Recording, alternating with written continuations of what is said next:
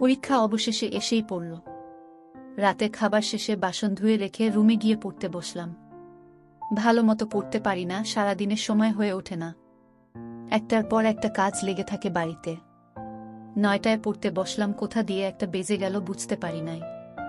চোখ জ্বলে উঠছে, আর বসে থাকলেই বোধহয় সকালে উঠতে পারব না। বাধ্য বইখাতা বিছানার পাশে রেখেই শুয়ে পড়লাম ধপাস করে। বিছানায় গা এলিয়ে দিতেই সারা রাজ্যের ঘুম এসে ভিড় করল আমার চোখে। রোদের ঝাপটা এসে চোখে উপর পড়ল, জানালার কাজ ভেদ করে। কাল জানালা অফ করতেই ভুলে গেছিলাম, কিন্তু মনে হচ্ছে এটা অফ না করেই ভালো হলো। কিন্তু তাও অনেক দেরি হয়ে গেছে। যেখানে আমি 6টার আগেই উঠে পড়ি সেখানে আজ অনেক দেরি করে ফেলেছি। আমার একটা ঘড়ি আছে, সেটা হাতে নিয়ে আটকে উঠলাম। সাথে 7টা বাজে। লাফিয়ে বিছানা থেকে নামলাম। এত বেলা কখন হয়ে গেল আমার মনে হচ্ছে এইমাত্র তো ঘুমালাম।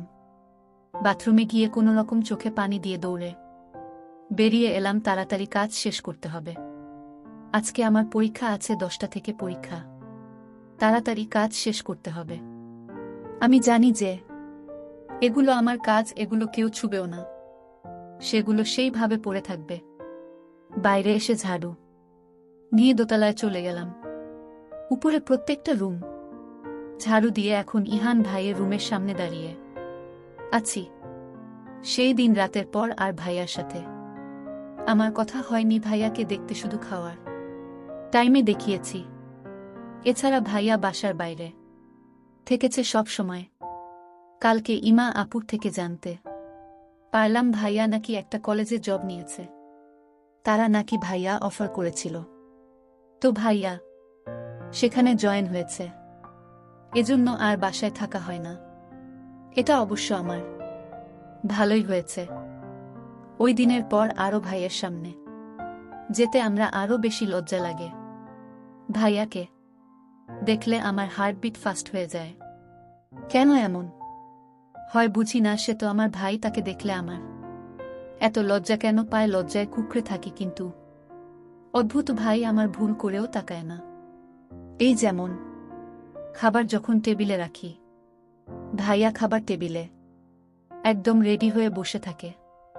কি সুন্দর লাগে দেখতে। ভাইয়ের দিকে তাকালে আমার বুকের ভেতরটা কেমন তোলপাড় শুরু হয়ে যায়। আমি লজ্জায় কুঁকড়ে ভাইয়ের দিকে আর চোখে তাকায়, কিন্তু অদ্ভুত ভাইয়া আমার দিকে তাকায় ও না কথাও বলে না। আগে যেমন ভাইয়া দেখা হলেই হাসতো, একটা দুটো কথা বলতো, কিন্তু এখন ভাই আমার মুখের দিকেও তাকায় না। ব্যাপারটা আমার বোধগম্য হয় না, আর আমি এত পাত্তাও দিই না। ওদিকে আমার পরীক্ষার সময় হয়ে যাচ্ছে। 1 সপ্তাহ ভাইয়ের রুমে আসেনি, ঝাড়ু দেয়নি, কোনোভাবে কাটিয়ে লতাকে দিয়ে ঝুড়ু দিয়েছি। কালকে ও আমাকে বলে দিয়েছে ও আর আমার হয়ে ঝাড়ু দিতে পারবে না। ওকে নাকি আরও অনেক কাজ করায়। অবশ্য আমার চাচি কাউকে বসে খাওয়ায় না। একটা দীর্ঘশ্বাস ফেলে দিয়ে দরজা খুলে ভেতরে ঢুকলাম। অদ্ভুত, ভেতরে ঢুকে ভাইয়াকে দেখতে পেলাম না। সারা রুমে চোখ ঘুরিয়ে ভাইয়াকে না পেয়েও কোথায় আছে জানার প্রয়োজন বোধ করলাম না। তাড়াতাড়ি ঝাড়ু দিতে লাগলাম, তখনই বাথরুমের দরজা খুলে ভাইয়া বাথরুম থেকে শুধু প্যান্ট পরে বেরিয়ে এলো। আমি আচমকা ভাইয়াকে খালি গায়ে দেখে আমার শরীর কাটা দিয়ে উঠল। ভাইয়ার ফর্সা শরীরে বিন্দু বিন্দু পানি জমে আছে, মাথা থেকে ফোঁটা ফোঁটা পানি নিচে পড়ছে। ভাই এর গালে খোঁচা খোঁচা দাড়িতেও পানি লেগে আছে। আমি বিস্মিত হয়ে ভাইয়া দিকে তাকিয়ে আছি। ভাইয়া আমাকে দেখে চরম অবাক, হয়তো আমাকে আশা করিনি। আমি লজ্জায় তাড়াতাড়ি মাথা নিচু করে ফেললাম আর তাড়াতাড়ি ঝাড়ু দিতে লাগলাম। ভাইয়া তাড়াতাড়ি বিছানা থেকে নিজের শার্ট নিয়ে ভেজা শরীরেই পড়তে লাগল। ভাইয়া হয়তো এভাবে আমার সামনে এসে লজ্জা পেয়েছে। আমি তাড়াতাড়ি কাজ শেষ করে দরজা খুলে বের হতে যাব, তখন ভাই আমাকে পেছন থেকে ডেকে উঠল। ভাইয়ের কণ্ঠ শুনে আমি ওখানেই জমে দাঁড়িয়ে পড়লাম। পেছনে ঘুরার সাহস করলাম না। উষা, এদিকে তাকা। ভাইয়ার কথা শুনে চমকে উঠলাম। কিন্তু ভাইয়ার কথা অগ্রাহ্য করতে পারলাম না। আমি আস্তে আস্তে ঘুরে দাঁড়ালাম, মাথা নিচু করে দাঁড়িয়ে আছি। নিজে পায়ের বুড়ো আঙ্গুল ফ্লোরে শক্ত করে চেপে ধরে সেদিক তাকিয়ে আছি। জি ভাইয়া। ভাইয়া আমার দিকে এগিয়ে এলো। আমি বুঝতে পারছি নিচের দিকে তাকিয়ে থেকে ভাইয়ার ফর্সা পা দেখতে পেলাম, যা আমার দিকে অগ্রসর হচ্ছে। আমার থেকে 2 পা পেছনে থেমে গেল।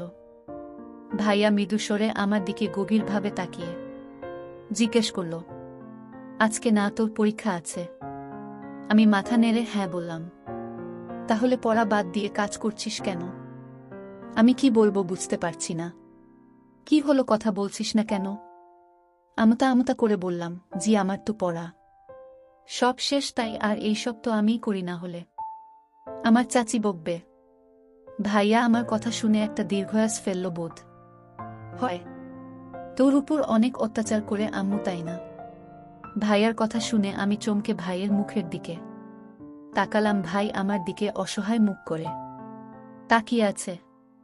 চাচি আমাকে অত্যাচার নির্যাতন যাই করুক না কেন, তার আশ্রয় এই তো আমি বেঁচে আছি, থাকতে পারছি, খেতে পারছি। তার উপর আমার কোনো রাগ নেই। আমি মুখে হাসি ফুটিয়ে বললাম, হুই আমাকে তো খুব ভালোবাসে চাচি, অত্যাচার কেন করবে? ইহান অবাক হয়ে বলল, ভালোবাসে?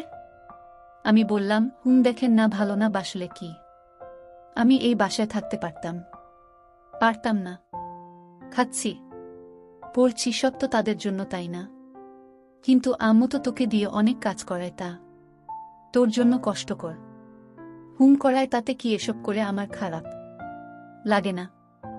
আর লাগলেই বা কি, এসব ধরতে নেই।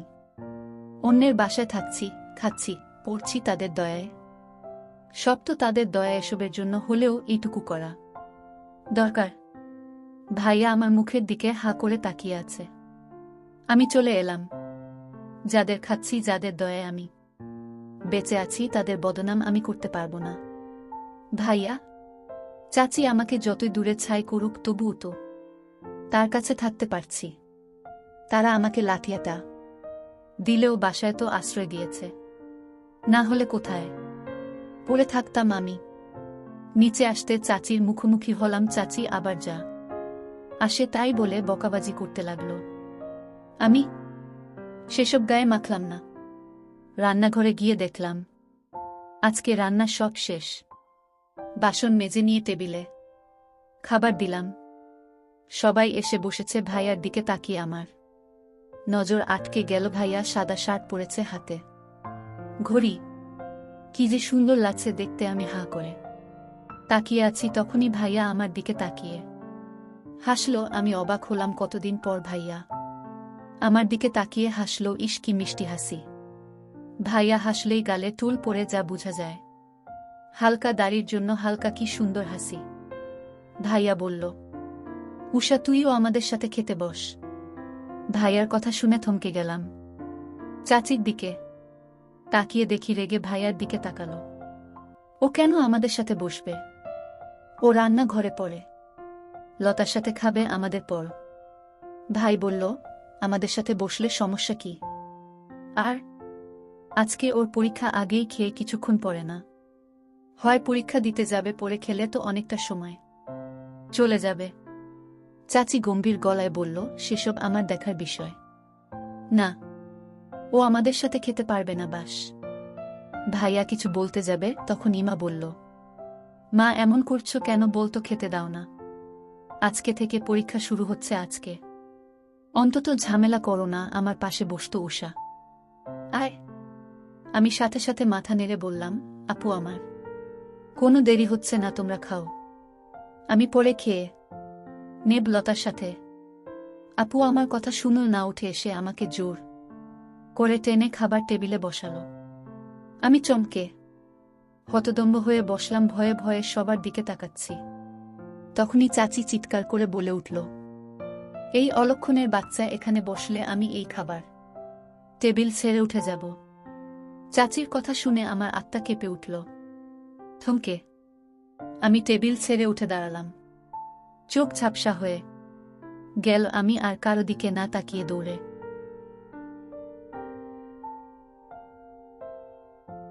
সম্পূর্ণ ভিডিওটি দেখার জন্য ধন্যবাদ।